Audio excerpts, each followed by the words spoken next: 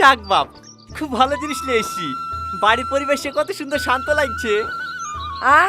Biscuit লেবা? আরে না না, খুব ভালো হেডফোন নিয়ে এসছি। বাইরের কোনো আওয়াজ শোনা যাচ্ছে না, তাই বলছি। ওরে হাড়ি মুখি, দেখেছো আমাদের কাজে দিবে খেলেছি। ওরে বাবা রে। সব জলি পুরি ছাড়ে গেল রে। আমি আগে বুঝিনি তোর কাল থেকে দিবে এসে আমার শুনে শেষে ধ্বংস করে দেবে রে। আমার ঘুম থেকে উঠতে একটু লেট হলেই চলছে ভিতরে বেশি থেকে তোলে। তরকারিতে একটু নুন হয়ে গেলেই বাপ মা তুলে গালাগালি করে। না, তুই রাজার পিঠে না, ঘুম থেকে 9টার সময় উঠবি আর তোকে ধূপ দেবে। আমার সংসারে থাকতে হলে আমার কথা মতন চলতে হবে।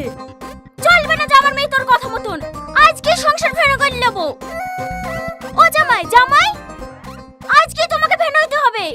ফালতু ফালতু এর মধ্যে ওরা আমাকে টানছেন কেনে?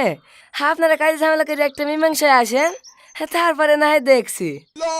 ভেনা হওয়া হয়তো প্রতিদিনই চলছে। ওরে ডাইনি, তুই আমার ছেলের কান ভাঙাছি, ভেনো করে খাবি।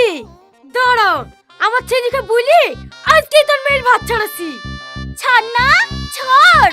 কাবিল নামে যেমন টাকা তুলেছি তেমন 1 গুছা টাকা নেবো। ওর লেগে তো ছাড়তে পারছি না রে, নাহলে কি হইবে সেই বাড়িতে তুই?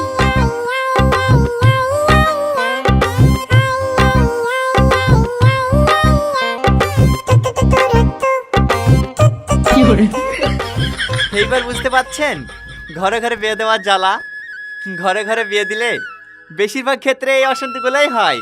কারণ মেয়ের বাড়ির লোকজন ভাবে নিজের আত্মীয়র মধ্যে বিয়ে দিলে মেয়েকে নিজের মেয়ের মতোই দেখবে। আবার ছেলের বাড়ির লোকজনও ভাবে জানাশোনা মেয়ে, বিয়ের পর সব কথাই মেনে চলবে।